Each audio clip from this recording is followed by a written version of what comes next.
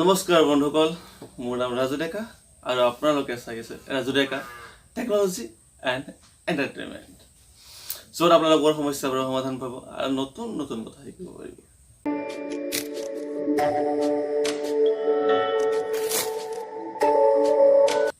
আপুনি চাগে গীটাৰ শিকিব বিচাৰে হয়নে? মই ঠিক ধৰিছোঁ, নিশ্চয় বিচাৰে, কিন্তু আপুনি পৰা নাই। কাৰণটো মই জানো কিয় গীটাৰ শিকিব পৰা নাই, হয় নহয়? কৰাটো হ'ল কি, আপুনি চাকৰি কৰে, দিনটো অফিচত কাম কৰি থাকে, গধূলি আহে ভাগৰি জুগৰি, ৰাতি আকৌ আপুনি ফেমিলিক সময় দিব লাগে, লগতে আৰু বহুত বিভিন্ন কাম থাকে য'ত আপুনি গীটাৰ শিকিব বিচাৰিলেও আপুনি পৰা নাই এতিয়ালৈকে।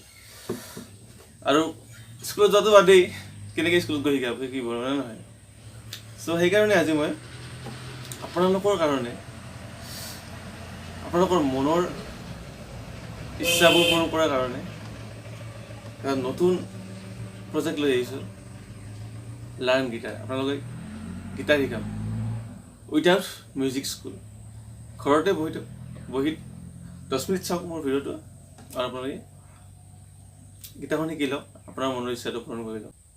চ' আজি আৰম্ভ কৰিছোঁ, আহক আমি সকলোৱে একেলগে বহি গীটাৰ শিকোঁ। চ' প্ৰথম কথাটো হ'ল, আপুনি গীটাৰখন শিকিবৰ কাৰণে গীটাৰখন চিনি পাব লাগিব, ইয়াৰ অংগবোৰৰ নাম জানিব লাগিব, পাৰ্টছবোৰৰ, ঠিক আছে? চ' প্ৰথমে এইটো হ'ল গীটাৰখনৰ গোটেইটো বডি, বডিটো আৰু। চ' এইটো যে দেখিছে, এইটো হ'ল চাউণ্ড হ'ল, য'ৰ পৰা চাউণ্ডটো বাহিৰ হৈ আহে। এইকেইডাল, এই 6ডাল, 1 2, গীটাৰ ষ্ট্ৰিংটো সেইদে এই তলৰ পৰা গণে গিনতি কৰে, 1 2 3 4 5 6, এই 6ডালক কয় ষ্ট্ৰিং বুলি। তাৰপিছত আপোনাৰ আছে এই ইয়াতে যি এডাল মাৰি এডাল আছে এনেকৈ, ইয়াৰ মাজত ঠাইখিনি, এইখিনি মাজত ঠাইখিনি ফ্ৰেটছ বুলি কয়, সেইখিনি ফ্ৰেটছ বুলি কয়। এইখিনি ফ্ৰেটছ বহুতটা আছে, 1 2 3 4 5 6, বহুত আছে। ত' এইখিনি ফ্ৰেটছ বুলি কয়। এই ফ্ৰেটছ, ষ্ট্ৰিংছ আৰু ফ্ৰেটছ কেইটাৰ নাম আপুনি মনত ৰাখিবই লাগিব। এইটো খুব দৰকাৰী, আপুনি যদি গীটাৰ শিকিব বিচাৰে, আপোনাৰ ভৱিষ্যত লাগিবই। তাৰপিছত আপোনাৰ এইকেইটা, এই 6টা যি আছে, কি আছে, চাবি আছে, টিউনাৰ বুলি কয়। গীটাৰখন তোমাৰ ডিষ্টোন যদি হৈ যায়, তেতিয়াহ'লে আপুনি এইকেইটাৰে টিউন ঠিক কৰিব পাৰিব। তাৰপিছত এইটো ব্ৰিজ বুলি কয়, এইকেইটা ব্ৰিজ বুলি কয়। চ' এইখিনিয়ে থুলমূলকৈ আপোনাক দেখাই দিলোঁ, চিনাকি কৰি দিলোঁ। এতিয়া মই ফাৰ্ষ্ট আপোনালোকক অকণমান চমুকৈ গীটাৰৰ বিষয়ে জ্ঞান দিব বিচাৰিম। চাই ল'ব, আপোনাক মই বহীখনত দেখাই আছোঁ। চ' পোনপ্ৰথমে আপোনালোকে জানিব লাগিব গীটাৰ এখনৰ ষ্ট্ৰিং কেইডালৰ নাম। ষ্ট্ৰিং কেইডালৰ নামনো কি আপুনি জানে? আপুনিতো নাজানে। চ' মই কৈ দিছোঁ, আৰু ষ্ট্ৰিং কেইডাল মই আপোনাক আগতে কৈছোঁ, তলৰ পৰা গণিব লাগে, 1 2 3 4 5 6, এইডাল ষ্ট্ৰিঙৰ first string, first, second, third, fourth, fifth and sixth. এইগিলা ষ্ট্ৰিং কেইডালৰ নাম হ'ল, একদম তলৰ ষ্ট্ৰিংডালৰ ই, অ'পেন ষ্ট্ৰিং। এইগিলা ষ্ট্ৰিং বজাৰৰ কাৰণে এনেকৈ ধৰিব নালাগে, এনেকৈ ধৰিব নালাগে, একো ধৰিব নালাগে, অ'পেন বজালে হ'ল, বিন্দাছ। ই, বি, বি, জি, ডি, এ, ই, ঠিক আছে? তো আপোনাক মই বহীত সহজ হোৱাৰ কাৰণে বহীত দেখাই দিছোঁ, এইখন, ঠিক আছে? এইখন বহি দেখাই দিছোঁ মই। এই প্ৰথমতে ইয়াতে ই লিখা আছে, আপোনালোকে স্ক্ৰীনশ্বট মাৰি থৈ দিব, আপোনাৰ ভাল সুবিধা হ'ব। এই 1 ষ্ট্ৰিং 1 লিখা আছে, 2 3 4 5 এণ্ড 6, ঠিক আছে?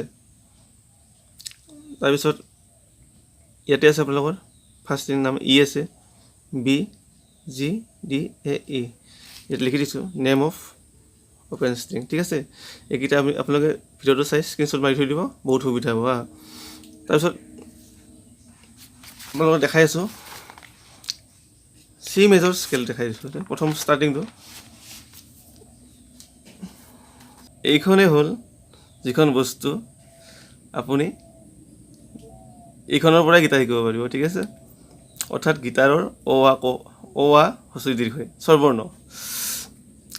ইয়াতে 7টা স্বৰ আছে 1 2 3 4 5 6 7 8 এইটো মানে আকৌ ৰিপিট হৈছে 8, ঠিক আছে। 7 সুৰ, সংগীতৰ 7 সুৰ বুলি কয়। আমি ৱেষ্টাৰ্ণত ক'ব বিচাৰোঁ C D E F G A B. চিটো আকৌ ৰিটাৰ্ণ আহি যায়, হাই নোট হৈ যায়।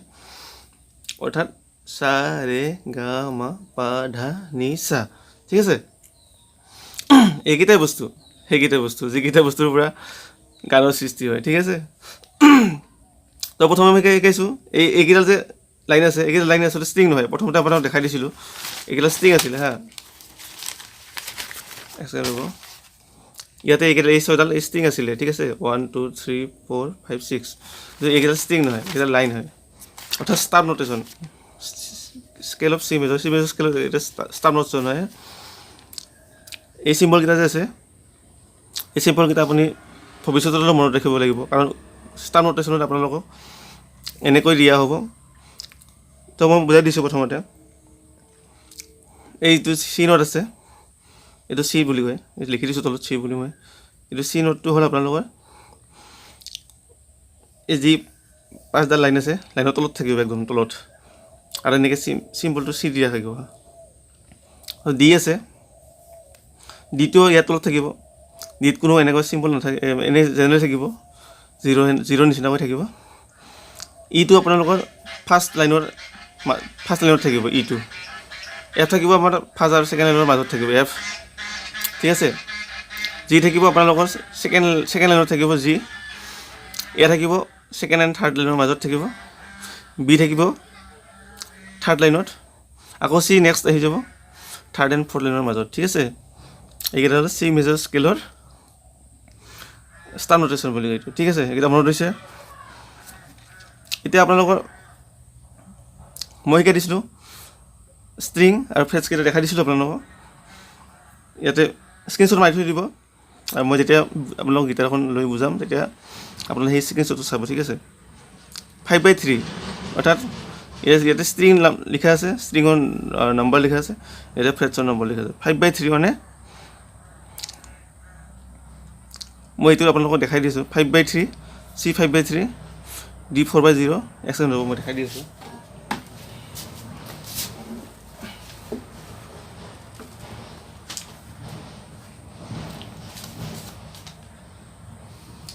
ফাইভ বাই থ্ৰী লিখা আছে ইয়াতে, 5/3 4/0 ডি 4/2 ই, ঠিক আছে। 4/3 এফ আছে, 3/0 জি, 3/2 এ আছে, আৰু 2/0 বি, 3/1 চি আছে, ঠিক আছে। তো মই দেখাই দি আছোঁ আপোনালোকক। ফাৰ্ষ্ট অলপ 5/3 চি নোটটো পাইছে 5/3, ঠিক আছে। এতিয়া আমি 5 ষ্ট্ৰিং আমি অৰ্ডাৰ পাইছোঁ। 5th ষ্ট্ৰিং 1 2 3 4 5, এইটো 5 ষ্ট্ৰিং, ঠিক আছে। 5th ষ্ট্ৰিং 5/3 আছে, 3 আছে, ফ্ৰেজ নম্বৰ আছে 3, গতিকে 1 2 3 ফ্ৰেজটো আমি আপোনাক দেখাই দিছোঁ, আগতে পাইছে ফ্ৰেজ, ঠিক আছে। 1 2 3 1 2 3 4 5, 5th ষ্ট্ৰিং হ'ল 5th, আৰু 1 2 3 পালোঁ নে? এই যিটো নোট পালোঁ এইটো নোট হ'ল চি নোট, বুজি পাইছে? অৰ্থাৎ চা ডি আছিল আপোনালোকৰ 4/0, স্ক্ৰীনশ্বট চাই ল'ব। 4/0 হ'ল ফাৰ্ষ্ট ষ্ট্ৰিং আমি গণিলোঁ 1 2 3 4 পালোঁ। 0 মানে হ'ল অ'পেন, 0 মানে কোনো ধৰিব নালাগে, ঠিক আছে। অ'পেন মানে এইবাৰ আমি নধৰোঁ, নথৰাকৈ বজাম, ঠিক আছে। অৰ্থাৎ ডি। গা পাম, গা মানে ই নোটটো পাম। ই নোট আছে আপোনালোকৰ 4/2 আছে, 1 2 3 4 ষ্ট্ৰিং 4 পালোঁ। ফ্ৰেজ আছে 2 1 2, ঠিক আছে, 2 পালোঁ। এইটো নোট ই, গা গা ই। এফ পাম 4/3 আছে, 1 2 3 4 1 2 3 4/3, এইটো এফ। মা য'ত পালোঁ আমি 3/0 0 আহিল পা আহিল মাৰ পিছত পা আহিল 3/0 1 2 3 0 মানে অপেন আপোনালোকক আগতে কৈছোঁৱেই 0 মানে হ'ল অপেন পা পা অৰ্থাৎ জি 3/2 পালোঁ এই হ'ল 3/2 1 1 2 3 আর 2 1 2 ফ্রেটস ঠিক আছে একটু এ ধা ঠিক আছে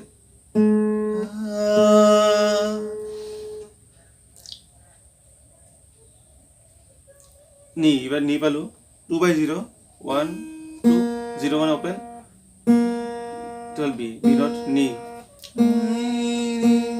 আকৌ সা পালো আমি 2/1 পাইছো 1 2 আৰু ফ্ৰেটস নম্বৰ হ'ল 1 এইটো ফ্রেটস 1 সি এটা হাই নোট 3 ঠিক আছে সো এইখিনি বস্তু আপোনালোকে বুজি পালে এতিয়া আপোনালোকক কেনেকৈ বুজাম মই শিকাই দিছোঁ সাৰে গামা পা জানিছোঁ ঠিক আছে 5/3 সা ৰে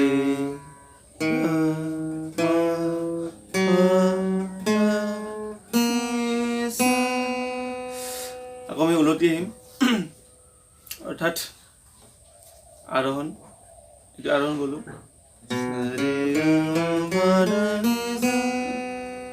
অৱৰোহণ কৰি আহিম